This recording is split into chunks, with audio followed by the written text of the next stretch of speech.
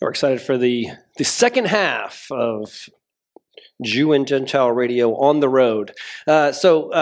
Hopefully, if you're listening to this, and obviously for those that are here, you realize just how important that first section is. Those first three sessions that we did, because now we're going to get into sort of the meat, the heart of an apologetics argument.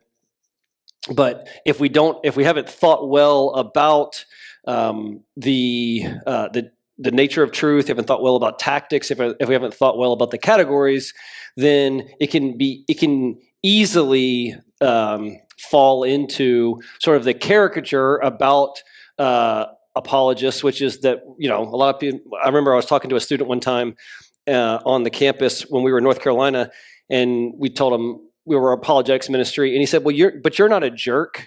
And I was like, "Well, hey, thanks," but because that's the caricature of apologetics. There's a lot of apologists are jerks, and a lot of people don't like the idea of arguing with people. And so I hope that you see that the manner with which we're trying to have these conversations is we're not trying to argue with people. We're trying to make arguments. We're going to try to helpfully give you some good arguments that you can make for the truth claims of Christianity in these conversations, but we're not just arguing with people. And so if it devolves into just an argument in that sense, if we're arguing, then that's when we cut it off. That's when we walk away. We move on to something else. And so anyway, just that's why it's super important that we think well about that from going forward as we look at these arguments that we're going to talk about now. So we would say, like in a classical apologetics argument, we would first start with the nature of truth. And again, like we said, if we can't even agree that truth exists, and you'll talk to plenty of people on campus, college campuses, usually it's a sophomore in intro to philosophy that you're talking to that's just, decides there is no truth, or maybe we're in the matrix, and then they figure out that doesn't really work by the time they're a senior. But if you're on the college campus and you can't talk to someone if you talk to someone who doesn't even believe in the nature of truth or that truth exists, then the conversation doesn't really go past that. But if we can agree that truth exists and the opposite of truth is false, right? Something can't both be true and not true in the same sense, then in a classical apologetics argument, we would move to the question of, does God exist? And that's what we'll look at in this session. We'll look at two different arguments for God's existence, a little bit more of a philosophical argument, and then we'll look at the argument from morality. But first, we will have y'all check out this video. And then the question, as you're watching this, right, the question, how would you respond to Stephen Fry? Maybe some of you know him. He's a well-known actor, a British guy, but he was being interviewed by this guy, and Stephen Fry is a pretty adamant atheist, as you'll see. So I'm interested to see how you would respond to Fry if you were having a conversation with him. And he said this. Suppose what Oscar believed in as he died, in spite of your protestations, suppose it's all true, and you walk up to the pearly gates and you are confronted by God. What will Stephen Fry say to him, her, or it? I will basically, what's known as theodicy, I think. I'll say bone cancer in children. What's that about? How dare you? How dare you create a world in which there is such misery that is not our fault? It's not right. It's utterly, utterly evil. Why should I respect a capricious, mean-minded, stupid God who creates a world which is so full of injustice and pain? That's what I'd say. And you think you're going to get in on that? But I wouldn't want to. I wouldn't want to get in on his terms. They're wrong. Now, if I died and it was Pluto, Hades, and if it was the 12 Greek gods, then I would have more truck with it, because the Greeks they didn't pretend not to be human in their appetites and in their capriciousness and in their unreasonableness. They didn't present themselves as being all-seeing, all-wise, all-kind, all-beneficent, because the God who created this universe, if it was created by God, is quite clearly a maniac, utter maniac, totally selfish, we have to spend our life on our knees thanking him? What kind of God would do that? Yes, the world is very splendid, but it also has in it insects whose whole life cycle is to burrow into the eyes of children and make them blind. They eat outwards from the eyes. Why? Why did you do that to us? You could easily have made a creation in which that didn't exist. It is simply not acceptable. So, atheism is not just about not believing there's a God, but on the assumption that there is one. What kind of God is he? It's perfectly apparent that he is monstrous, utterly monstrous, and deserves no respect whatsoever. The moment you banish him, your life becomes simpler, purer, cleaner, more worth living in.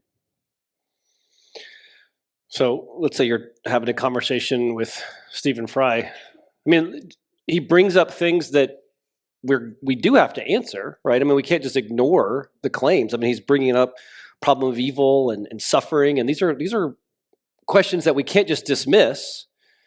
But can we answer those claims? And we think the answer obviously is yes. But I think you also can see that do you think that Stephen Fry's, do you think it's just judging from this little interaction, do you think it's purely an academic, intellectual, reason why he doesn't believe in God? I think clear. There's something much more deeper there, right? In fact, there was a book that I read. It was like most of the most well-known historical atheists. If you look back, their relationship with their father has been terrible. And so there's a lot more here going on than just intellectual disagreement. And so we have to recognize that, right? We have to recognize that, understand that, and then that's going to help. That's going to part of our conversation, our tactics and our categories, right? So to help us know the kinds of conversations we want to go to. But we're still going to have to answer some of those questions. And so in the second half, so we're going to look at two different arguments for God's existence here. There's tons of good arguments. In fact, I have a book at home. The book is called 20 Good Arguments for God's Existence. And there are so many good arguments for God's existence. We'll talk about two of them today, but these are hopefully just an introduction to the topic. Again, if you're interested in this, if any of these things, I can show you some of the Ratio Christi booklets that we have, and you can go online, download any of those for free. And we have one called Does God Exist, where it goes over some of the arguments for God's existence. And there's plenty of good arguments for God's existence. But I want you to see that in the light of where we're kind of headed with this. And so we would say truth, right, about reality is knowable. The opposite of truth is false. In other words, opposites can't both be true. And if you kind of track there, then we look at does God exist? Now, a classic argument says the theistic God exists. So people say, well, from the arguments we're going to give you, that doesn't prove Christianity, so therefore the arguments are false. Well, the arguments aren't designed for that. The arguments for God's existence just so that a theistic God exists, and there's certain attributes about the God that does exist that we can derive from general revelation. And so we would say in the kind of the historic tradition of understanding general revelation and special revelation, there are certain truths about reality that's known to everybody. The heavens declare the glory of God, right? The scriptures tell us that. And so we can discern. In fact, some people would say we can know with certainty that God exists. Some of the arguments are more probabilistic, but some of these arguments are deductions. And if they're true, then God has to exist. But that in and of itself doesn't mean Christianity is true, because if you decide that God exists, then the question is, are miracles possible? And there's a lot of people that we know that will just reject the Bible because it has miracles in it. But if God exists, the miracles are possible. And we're not going to go over that today, but that's just kind of how it just kind of goes with it. If God exists, miracles are possible. And then we would say miracles can be used to confirm a message from God. So then we'd say, okay, if God exists and miracles are possible and they can be used to confirm a message from God, well, then how do we determine which God is it? We would say we can look at the New Testament, because at the heart of the New Testament is a guy who claimed to be God and said, I'm going to prove it ultimately in my death and resurrection. Obviously, that's Jesus. And if that is true, then he's God. Whatever God teaches is true. Therefore, and he taught both the New Testament and the Old Testament were the Word of God. Therefore, it is true that the Bible is the Word of God. And then anything opposed to it is false. So you see that this argument, if it is successful, determining or showing that Christianity is true, would then by definition show that every other religion would be false in the areas that they contradicted biblical Christianity. Right? Does that make sense? So I don't know, anything that you want to add to that? No. That's good. Okay. All right. So what we'll do is just briefly I'll walk. When we have conversations, I like to read like some philosophy stuff. Most of it I don't understand, so it's it's just like I just like to read it. And then David will say that's just super weird and boring, and bring it down to a regular person's level. No, but I mean, you'll probably cover this, so hopefully I'll steal your thunder. But I mean, we always talk about how the way that we think about things is so incredibly important. And so most of the time, whether it's a theological discussion or a discussion about truths that you're having on the street, or even particularly political conversations, how we think about things, the philosophy of how we think is so incredibly important. So if you're not thinking well, there's almost no way that you could come to a proper conclusion. You might stumble on, every blind squirrel occasionally, as I do, but you're not going to always end up in a good place. It's kind of rarely are you going to find something to be truthful if you have really bad philosophy when you think. Yeah, we always say, look, everyone's doing philosophy. The only question, are you doing good philosophy or bad philosophy? Just like everyone's doing theology. The only question, are you doing good theology or bad theology? And so someone says, I don't do philosophy. My question is that your philosophy, right? Because we're all doing it, right? So we're just the love of wisdom. We want to think well. And so, I think it's just part and parcel of how God has made us, right? And so that our thinking, that we can learn to think better. And so that sometimes, some of the things that, like having to read some of these books, like, so this argument comes from a book, a guy named Josh Rasmussen, who's a philosopher in California. He wrote it's How Reason Can Lead to God. It's a great little book, but it's deep, right? I remember when I was first reading, when I was first getting into philosophy, the seminary I went to, we would study philosophy and theology and apologetics, and some of the philosophy stuff. I remember reading the first couple of pages of this book, and I remember saying, I don't understand.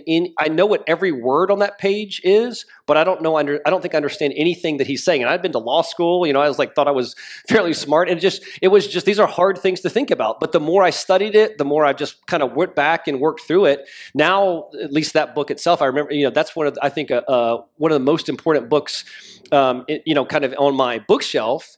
And it's something I had to just work at and I had to study. And we always say, God is not fond of intellectual slackers, like we said this earlier, just as much as he's not fond of physical slackers. And so we have to think well. We have to, Romans 12 tells us to be transformed by the renewing of our mind. I want to think well about the most important things. And so things that are hard for us, I want to just keep chipping at, going back and chipping at and just thinking better about it and just trying to think better about those things. And so we encourage you to do that. And so, what maybe, and the other thing about these arguments is some of the arguments are going to be more powerful for other people, right? So David's going to talk about the moral argument here in a second. I mean, there's plenty of people that the moral argument is just super important. I think it's really important for a lot of people, maybe even the most important argument we give on campus. But other people are not going to be persuaded by it. And there's plenty of people I know that just reject the moral argument completely. So just because someone isn't persuaded by an argument does not mean it's a good argument. That's not a good argument, right? I mean, this goes into the fallenness of man and in our, even what David was talking about with our intellectual prowess. And just because something doesn't persuade you doesn't mean it's not a good argument. So, our job is to try to, I want to know a lot of good arguments so I can present them and I can try to find out where someone is and find out what argument might persuade them that that another argument didn't. Again, our goal is we want people to know Jesus. So Rasmussen says, let's think about reality this way. He says, let's think about, take everything that exists. Okay, so just take everything that exists and sort of draw a line around it. Okay, now you could say multiverse if you believe multiverse. You could, whatever you want to do, just include all of that in the blob of everything. That's what we're going to call it, right? So do you see there could be nothing outside the blob of everything? Because if you're drawing a line, just whatever whatever all that exists, draw a line around that. That's everything. Okay. Now, what is interesting about the blob of everything is what's inside of it, right? What is included in the blob of everything is a bunch of dependent things, like this computer and this podium and us and this building, right? Things that rely on something else for their existence, things that aren't self-existent. So the question then becomes, if we have the blob of everything, and remember there can't be anything outside of it, and it's full of dependent things, how do we account for the blob? Because there can't be anything outside of it that the blob could be dependent on, because that would just be included in everything. Does that make sense? So there has to be some foundation within the blob of everything that has an independent, self-sufficient, and what we would call, in philosophical terms, a necessary nature. Its essence is to exist. It can't not exist. Because you have this blob of everything, but outside of it, there's nothing, so it can't depend on anything else. So something within the blob of everything has to be independent, self-sufficient, and necessary. It's the sort of thing that must exist, which means it has to be eternal. It can't have not existed, because if it came into existence, then it would be a dependent thing, which again would be dependent on other things. So you've got within the blob of everything a bunch of dependent things, but something at the foundation, at the core of it, has to be eternal, necessary, and self-sufficient and independent.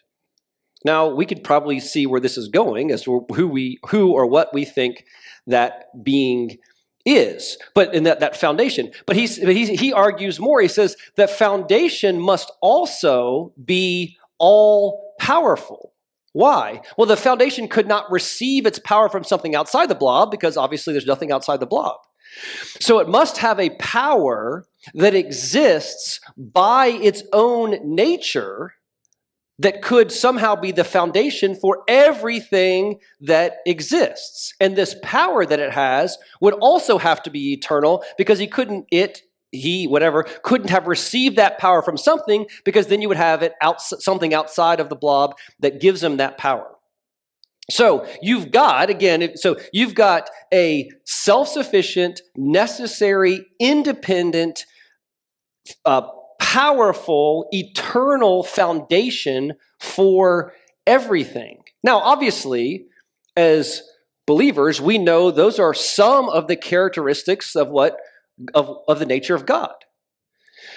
But we can actually go further than that. So he says, what is one thing that is inside the blob of everything, right? We've got chairs and tables and, podiums and computers. But the other thing that we have in the blob of everything is human beings. And the question is, what kinds of things are we? What kinds of things are you? And he in his book, he goes through 4 characteristics of humans that have to be accounted for. And we have more time. We could go through this in a lot more depth. But think about this.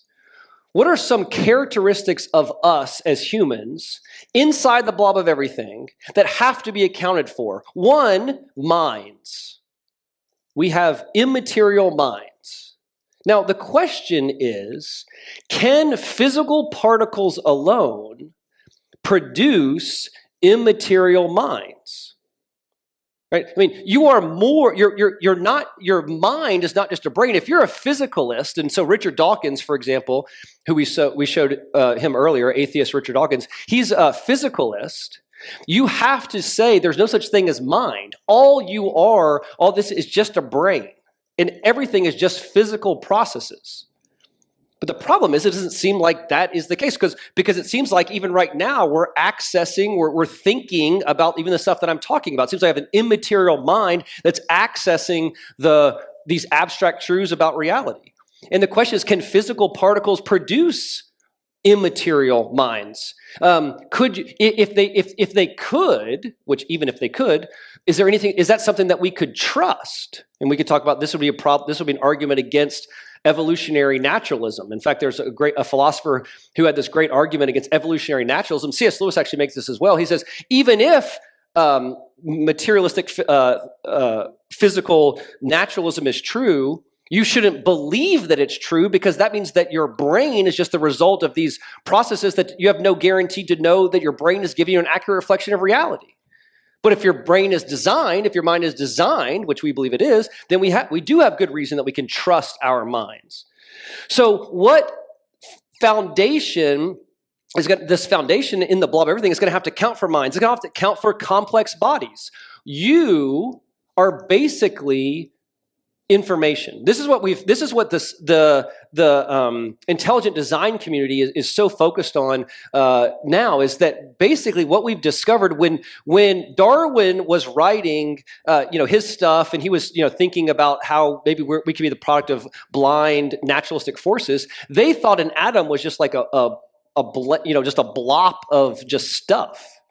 Now we know that at the core of the atom, right, or the core of you, is DNA. And what is DNA? Really, really, really complex information systems. In fact, Bill Gates says that DNA is just computer software, but way, way more complex than anything that has been ever invented by man. And so the question is, where does information come from? Does information just come from physical processes? And everything we know about information is no, information comes from what? Comes from a mind. So that seems like then at the core, the foundation of the blob of everything would have to be something, again, that could account for information, which means it had to be some like a mind-like substance. But we can say even more.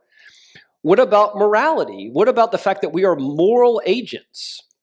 And David's going to talk about the moral argument here in a second, but just what best describes our moral landscape and our experience of it? It seems like it would have to be a moral agent on some level, and we have to be careful calling him God an agent, but some way to account for the reality of objective morality. And again, we'll talk more about that here in a minute. But also about rationality, rational agents. Where does reason come from? I mean, think about this. Could rationality come from non-reason, from non-rationality? Could you have a blob of physical particles that somehow allowed me to think rationally? I mean, think like in an immaterial sense. I mean, just intuitively, of course that doesn't make sense. In fact, there's a famous atheist philosopher. His name is Thomas Nagel. Thomas Nagel, back in the 70s, wrote a philosophical paper called "What Is It Like to Be a Bat?" which tells you how nerdy philosophers are. But Nagel, okay, he wrote this really good book, interesting book. It's called "The Mind in the Cosmos: Why the Neo-Darwinian Paradigm is Almost Certainly False." Now, he's an atheist. He says in his book, I don't want Christianity. He says, I don't want Christianity to be true. Think about going back to earlier today, we talked about categories. He says, I don't want Christianity to be true. I don't like Christianity too. But I'll tell you what's not true. It's this neo-Darwinian paradigm. And he said there's three things that the naturalistic Darwinian paradigm cannot account for. And it was rationality, it was morality, and it was the immaterial mind. Now, he said, I'm not saying it's the Christian, but he said that neo-Darwinian paradigm cannot account for that. So the question is, if we go back, so we've got a foundation of this blob of everything that is independent, self-sufficient, necessary, eternal, all-powerful, is mind-like, is able to create complex, both physical and non-physical bodies, including the fact that you are mostly just information, and is a moral agent and is rational. No, that's incredible. And that points us to, just from thinking about reality, to exactly the same attributes of God that we would discover if we just open Scripture. And one of the things, so when we talk about these arguments, that is not a deductive argument that gives you certainty, okay? So I was talking to a atheist friend of mine the other day, and we were going over this argument, and he's like, "Yeah, I don't know. It's possible there could be other reasons." So the question, and I said, what the problem, it seems to me, is you want, for these kind of arguments, you want certainty.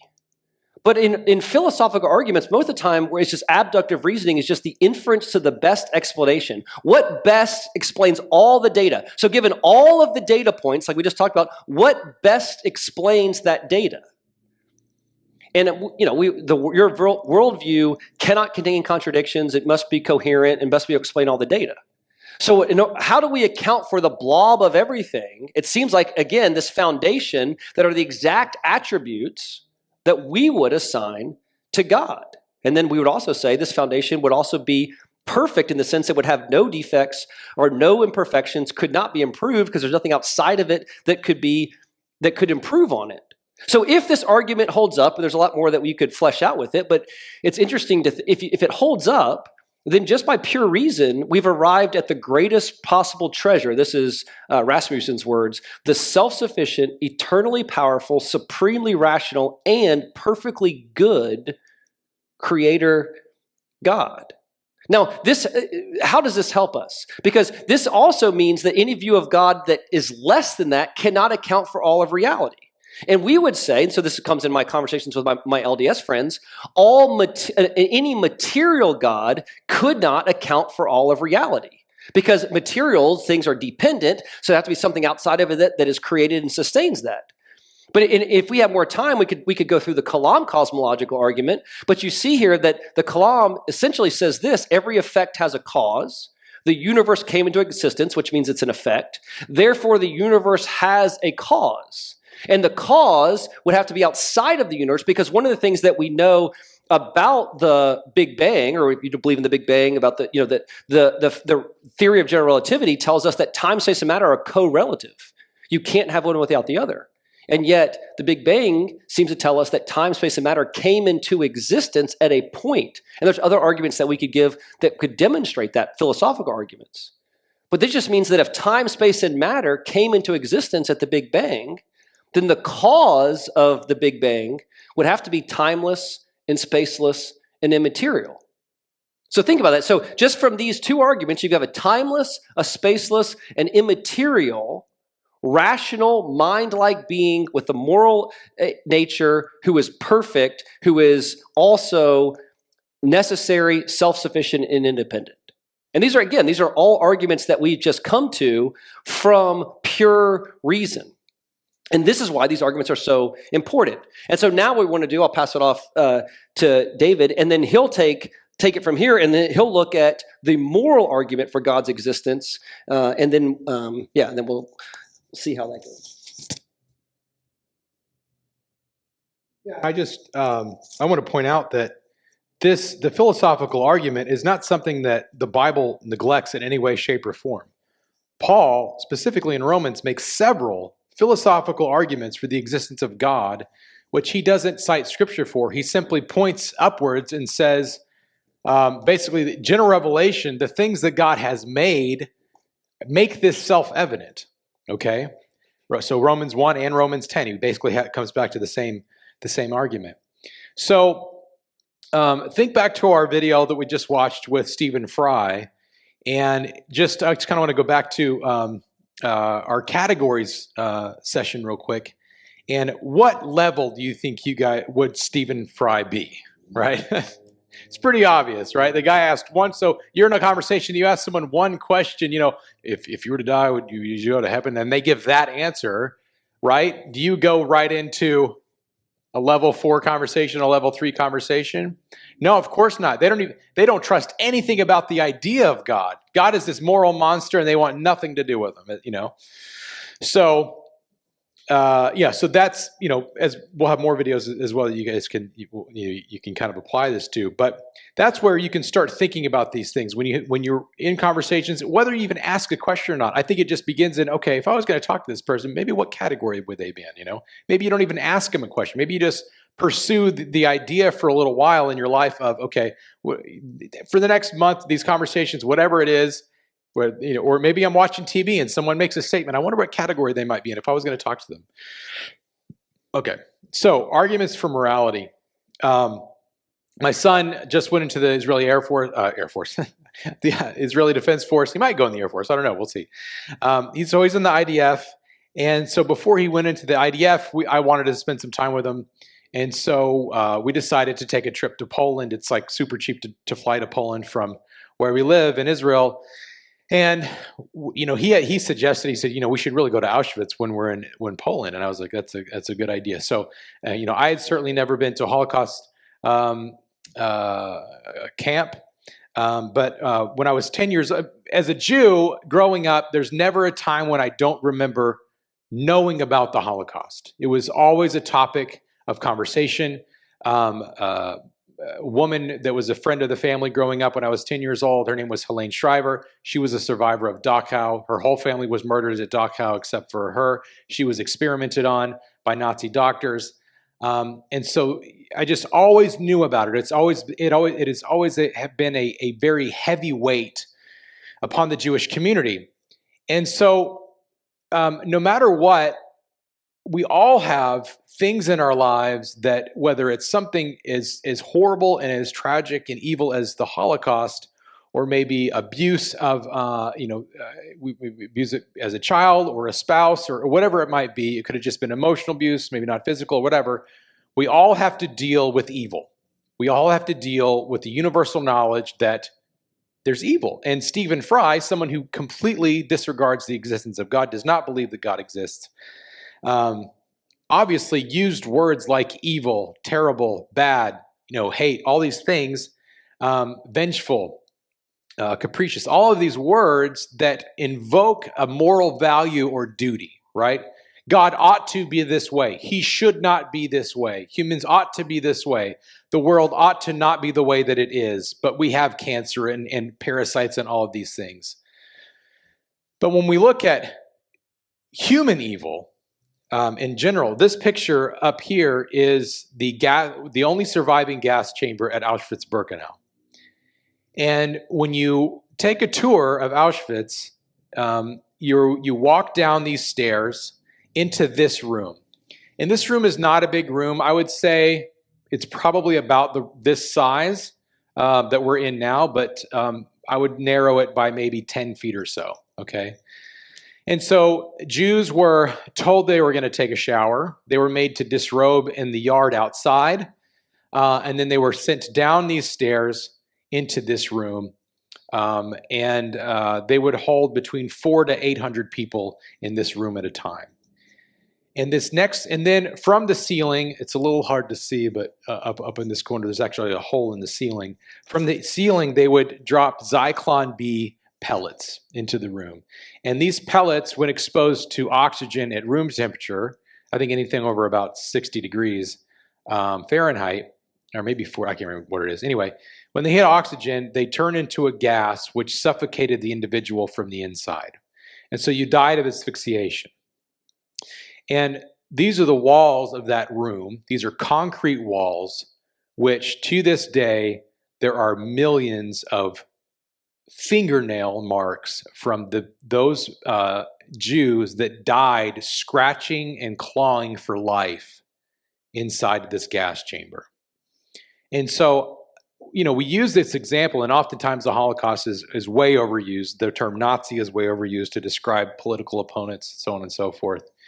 But the reality is that everyone, hopefully, there are some people who wouldn't, but generally speaking, in the world that we live in, people look at this and they see it as being what?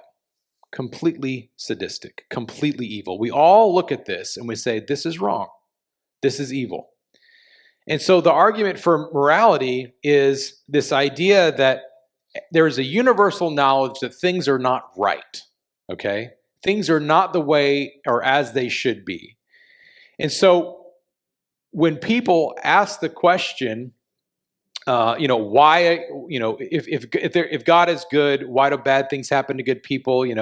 Why is there so much evil in the world? How could God allow the Holocaust to happen? And this is the most common conversation that I have in Israel with atheists in Israel, is they say, look, this is my neighbors. We have good friends that give us Hebrew lessons. Her husband's this way.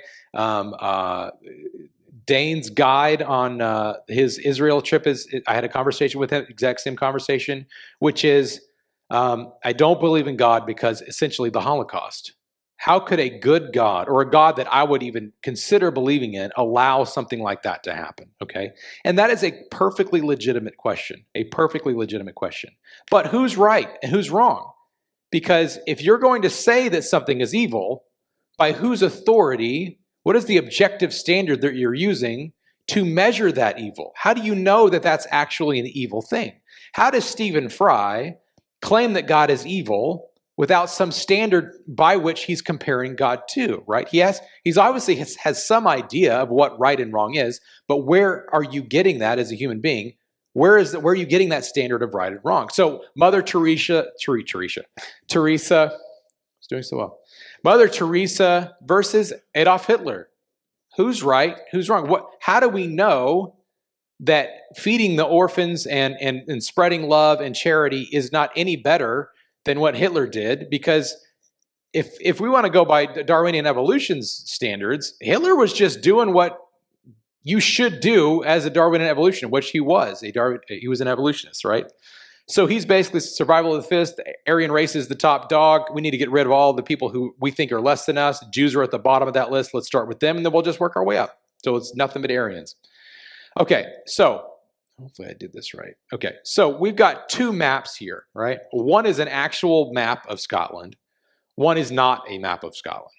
Okay, but right now in the moral evil, evil versus good debate, this is where we're at, right? It's map B's opinion versus map A's opinion, right? It's Hitler's opinion against Mother Teresa's opinion. So how do we know, in reality, it's an actual question, how do we know which is the actual map of Scotland? How could we tell? Well, we have actual maps of Scotland, right? We can go and check out the map and look at the pictures and go, okay, it's map B. Map B is definitely the actual map of Scotland because we can go and compare it to the objective standard that somebody spent time to sail a boat around and measure, right? Maybe we're doing it from space now. So we have an objective standard by which we compare things to see whether it is the actual thing or not the actual thing, right? So in this case, Scotland. But we can do the exact same thing with morality. C.S. Lewis says that as an atheist, my argument against God was that the universe seems so cruel and unjust, but how had I got this idea of just and unjust? A man does not call a line crooked unless he has some idea of a straight line. What was I comparing the universe with when I called it unjust? So C.S. Lewis was in Stephen Fry's shoes. He was an atheist. He thought God was this unjust thing. But he had the wherewithal to say, wait a second, how am I calling God evil or the universe unjust if I have no standard to which to compare him to compare the universe to? How do I figure this out? Right? So if there is no God, the Nazis were not wrong. Love is no better than rape. There are no human rights. Religious crusades are not wrong. Tolerance is no better than intolerance. And you can't complain about the problem of evil because the reality is that evil doesn't even exist. So we have to have an objective standard to compare things to, and we do this all the time, but internally as created human beings, God has instilled that moral conscience within us, to which we're always comparing things to be right or wrong, evil or not evil, good or bad. And so what we're not saying is that atheists, someone like Stephen Fry, can't be moral. He can be moral, right? And it's not that they don't know morality. He obviously does know morality because he sees all these injustices and says, these are wrong, this is wrong. But he can't justify having that opinion. He can't justify railing against God because the objective standard that he needs to make his point is God himself. Frank Turek wrote a book in which he says that atheists sit in God's lap to slap his face, which is exactly right. And you can know what's in a book and deny there is an author, but there would be no book to know unless there was an author. Okay, and so there would be no moral law to know unless there was a moral law giver. We recognize this everywhere. It's like, excuse me. And so we can make the same arguments from intelligence, design, so on and so forth. We see design in the world, therefore there must be a designer, right? Within DNA, we see a code, which is essentially artificial intelligence within the body that operates automatically.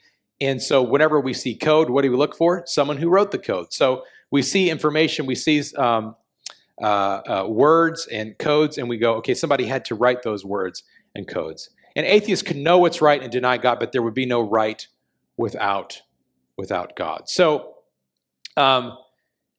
essentially, how much time do we have? Yeah, like 15 minutes. Okay. So what's next? Okay. Yeah, go ahead, I was Aaron. going to say just a couple things.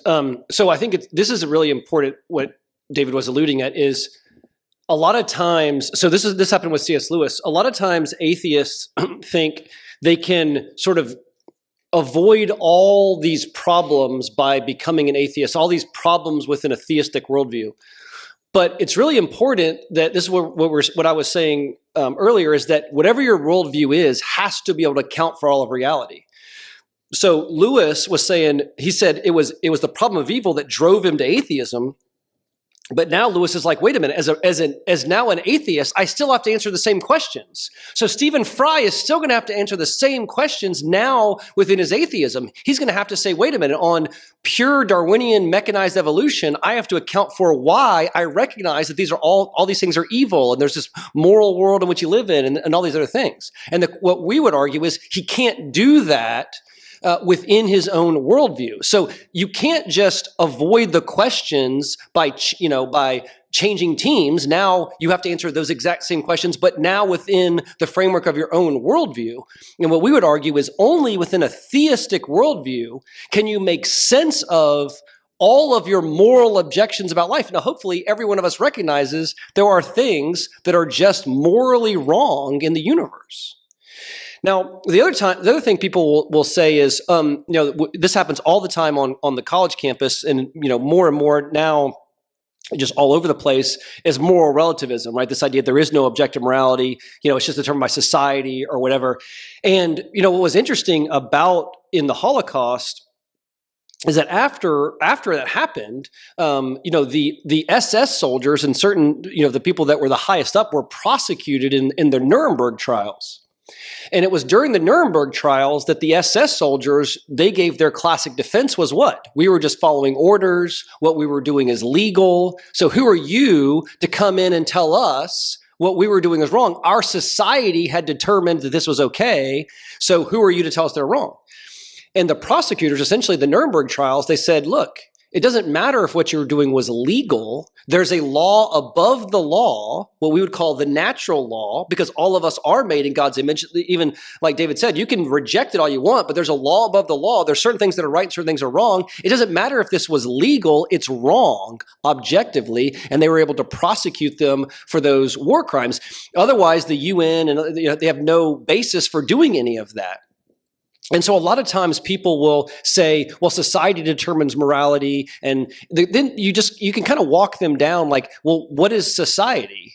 Like what society govern, does that mean that something could be wrong here in Tacoma and right, one county down, and what happens if I'm standing with 1 foot in one county and 1 foot in the other county? You run into all of these problems if you try to make morality relative that nobody really believes. And even people that are moral relativists think that their position ultimately is the one that everyone should follow.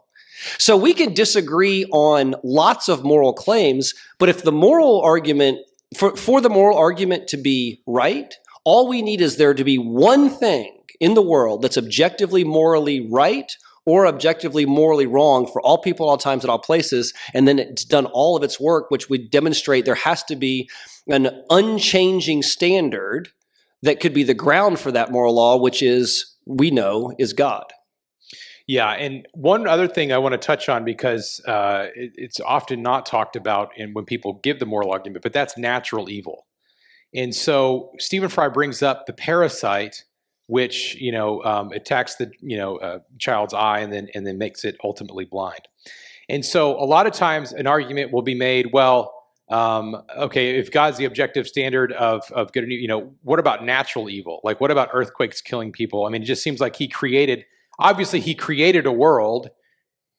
Let's just say he is the objective standard of good. Why would he create a world? And even if we have free will and we could operate with evil intentions, but it seems like the earth's just trying to kill us.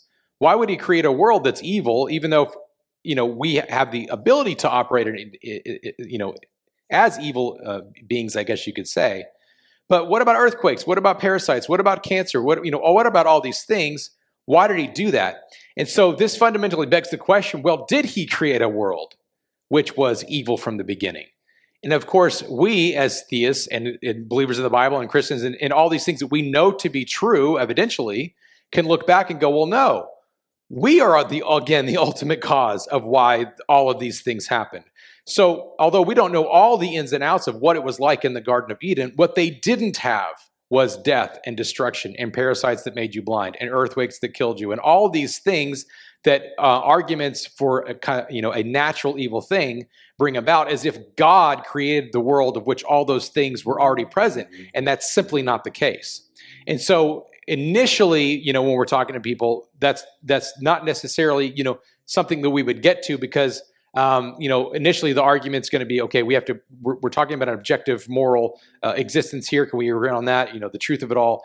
And then ultimately you can still bring around to the natural evil argument, in that you have to, again, with these next two sessions, when we talk about the reliability of the Bible and the resurrection, once you cover those, then you can say, okay, now we have evidential basis to talk about whether or not God did or did not create a world which was free of sin or not free of sin. Yeah. And maybe just one last thing. There's a big difference between, so someone like Stephen Fry, or many of the people that we talk to, say in Utah, who are ex-LDS. So I think I told you statistically, 70% of those who leave the LDS church will go atheist agnostic. And many of them, many of them have had really bad experiences. In fact, many of them have had bad, where they've been, moral evil has been done to them. Let's put it that way. There's a big difference between a pastoral response to the problem of evil and a purely intellectual. What we've given you is we can show you, I think, that the problem of evil is not only is it not a good argument against God's existence, the problem of evil is actually one of the better arguments for God's existence. Because again, you have to have this standard by which we can say anything is evil. But that's not if someone comes to us and is hurting, they don't need that. They need the love of Jesus. And so, if Dane is pastorally counseling somebody who is wrestling with these evil claims, that's a very different conversation than this. And so that's important, because there's been many of times where people we wanted to have this conversation, but we knew that something was much deeper was going on, and it needs to be more of a pastoral conversation. And so that's just, again, where the wisdom and the questions and the tactics from earlier this morning are really important, because they've been wounded, and they're not necessarily wanting to know, why is there a problem of evil out there? Why did this happen to me? Right? And that's a very different kind of question. And this is where actually the biblical gospel is the only, the best answer that there is. Yeah, exactly. So, do you guys have any questions before we pause or for a restroom break? No? Okay. Yeah. It's clear as mud. Yeah. How much time? Yeah, how much? All right, good. All right, so we'll take a 5-minute break, and then we'll come back. And then again, the question is, okay, if we've talked to somebody who believes that God exists, then the question again, like we said, is which God is it? We're not going to have the conversation about miracles today, because simply put, if God exists, then miracles are possible. So then the question is, can we demonstrate? If we can demonstrate the truth claims of Christianity, then we could show that anything opposed to it is false. So obviously the question is, do we have what the authors wrote in the Bible, and then is what they wrote true? Most importantly, the death and resurrection of Jesus. So that's what we'll talk about in the next 2 sessions.